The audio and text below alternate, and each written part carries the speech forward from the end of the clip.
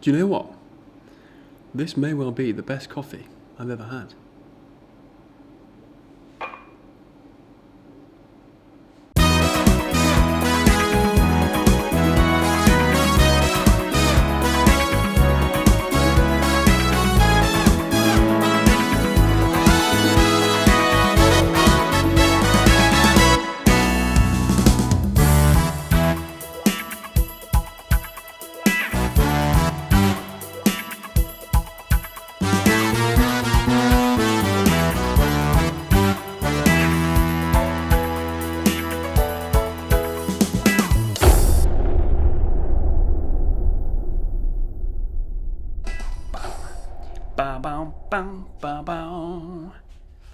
Don't tell me you don't love that intro.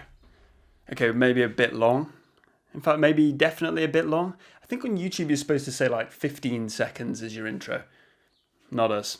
1 minute. How many of you are still here? Good on you. Hi guys, welcome back to Bould Brothers. I'm Max and you're watching our How to Brew series. We're the brothers that are going to demystify the world of coffee and help you brew better experiences. Today, we're talking about the AeroPress. So let's go back to the beginning. We started our research on this little beauty about 4 weeks ago in one of our shops in Cambridge. Our mission?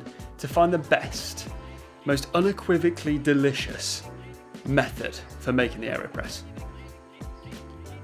Like you watching this at home, we were quickly overwhelmed by the sheer amount of brew methods. Almost all of them were different and all of them claiming to be the best. Now, we'd like to think that when it comes to coffee, we know what we're talking about.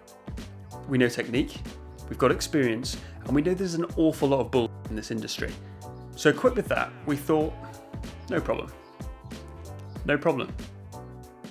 Things started to go downhill quickly when we did our research. Grind sizes, water volumes, water temperatures, brew times, even which way up we should be standing the AeroPress. All different, all wildly different, and all with promises with improvements on taste on the last. Way back when I used to work at a fantastic coffee shop in Leeds, shout out to you guys, we were using a recipe which called for us to swirl the AeroPress, the water in the AeroPress prior to plunging.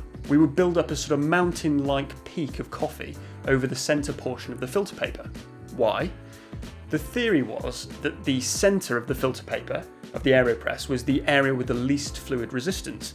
Therefore, if we built up the coffee in that area, the overall effect would be to make a more uniformly extracted cup. Sound too complicated? Sound like a pseudoscience whiz kid conjured that one up? Well, yeah, you'd be right. Okay, so Alex and I, we're in the shop. Research is underway, and we've started with the best of the best in terms of recipes. We go to the winners of the fabled AeroPress Championships since its conception. So we're talking 2009 all the way through. We've primed our taste buds, we've got a refractometer in hand, loads of pens, loads of paper, and we're starting to make some headway. I should mention that when Alex and I are brewing coffee, we are searching for two things predominantly. Lots of characteristic flavour and sweetness. So our recommendations are going to tend to follow that path. We haven't strayed much from that. In general, in the industry, we have sort of trends. So 1 year it's super acidic. Well, over the course of maybe 4 or 5 years, it gets super acidic. Then we want sweetness. Then we want blends. Then we want this. Then we want that. Alex and I just want sweetness and characteristic flavour. Always have done. Probably always will do. We're about 20 brews into our research. We start noticing a pattern. We notice that each brew spanning a 3 or 4 year period tastes the same. Why? Because the recipes are the same. Someone wins the competition with a new theory on how to brew the best cup, and for the next 3 or 4 years, everybody just copies them. Right, we've been at this for a long time, so we're starting to lose our minds. First, because we're so highly caffeinated, we're struggling to see, but also because of the lack of creativity or individual research that's going into these winning recipes is starting to make the whole experience pale into insignificance. Something you can probably relate to. You go onto YouTube, you type in, how do I do the best recipe? And everybody tells you that they know the best way, and it's all different. So we're trying to get a little overview, take a step back, use our experience and give you the best option. but that is getting really difficult to do. I'm pretty sure we got some Jane Fonda on at this point. We're doing a little bit of exercise. I don't know, but it's getting crazy. Then it happens. Here comes the flavour sensation we've been waiting for. Sweetness, tick, body, double tick, characteristic flavour, triple tick. That's 6 ticks. Interestingly, this wasn't a winning recipe. This was a 2nd or 3rd place from a couple of years ago. But it was great. I mean, in amongst a sea of coarse ground, low brew volume, low brew temperature winners, all of which, by the way, produce a vastly under-extracted cup of coffee. Not sure how that's been allowed to happen in this kind of a competition. There was a sensible, delicious, well-considered method. We went away, and a few tweaks later, we've got something that we're happy to recommend to you, and here it is. Alex is going to talk you through. Alright, so before we start, just going to go through a list of the things you'll need to have. So first of all, you need a scale. So we're going to be able to weigh everything that we're doing. You need the AeroPress to be inverted on the scale. This just simply means upside down, so the plunger is already put in there. We're going to need the filter and the filter cap to one side, ready rinsed. You'll need your coffee ready and ground. We'll also need a timer, a jug, and something to stir the coffee with. Okay, so let's place the inverted AeroPress onto the scales, and then we're going to take our coffee. So it's very difficult to tell you guys exactly how we're grinding our coffee, but if we use a scale of say 1 to 10, 1 being like a fine espresso powder and 10 being something like a coarse, traditional French press style ground coffee, we're using about 4, so 4 out of 10, so it's a little bit on the fine side of medium. There's lots of different recipes online that state to lots of different grind sizes. We tried a lot of different ones. We tried grinding a lot coarser and a lot finer, and we just found simply that if you grind coarsely, you're super under extracting the coffee, and when you grind really fine, like espresso grind, you tend to get a dry kind of unwanted bitterness. Okay, so we're going to add our ground coffee into our dry AeroPress. So simply put it in there and double check you've got the right weight. We're using 30 grams of ground coffee. The idea is that we're going to produce a quite small amount of coffee, which will be well extracted, and then we're going to dilute it further. Get your kettle boiling. So we're using water that's 85 degrees Celsius. So we're quite lucky in the shop we have a kettle that will hold the temperature for us, but at home we all have regular kettles. So set it to boil, let it boil, hit the lid off, and just leave it to sit for around 2 minutes or so. So once you've added the coffee into the AeroPress, tear the scales again to 0, and then we're going to add our water. So the water is at 85 degrees, and we're going to add 150 grams of water. So it's really important, as you add the water, start your timer at the same time, and then when you've got to 150 grams, give it a nice stir. We would say around 20 stirs, and really incorporate the coffee in the water.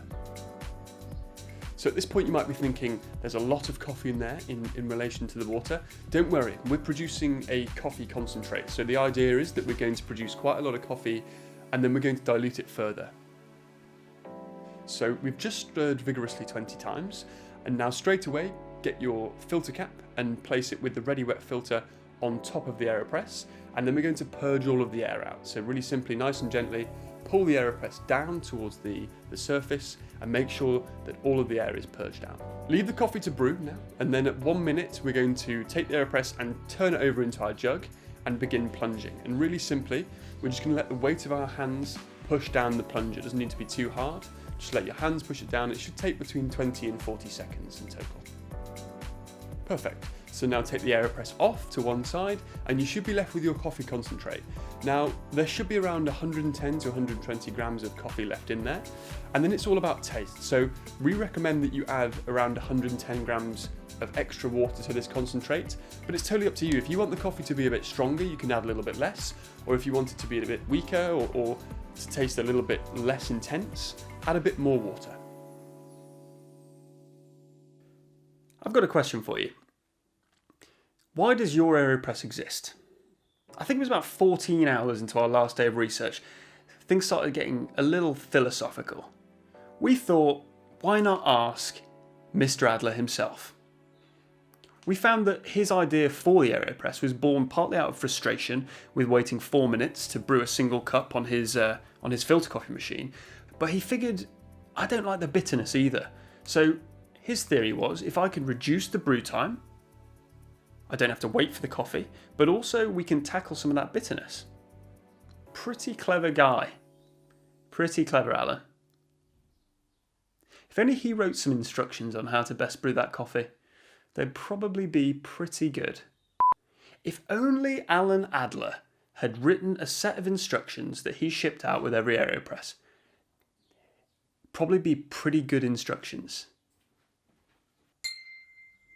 Not very good winker. Oh, that's sad.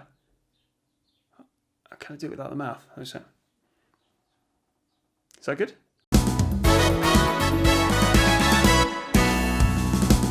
I'm back. If you enjoyed our video, don't forget to like and subscribe. And just remember, this is all just advice. Brew what makes you happy.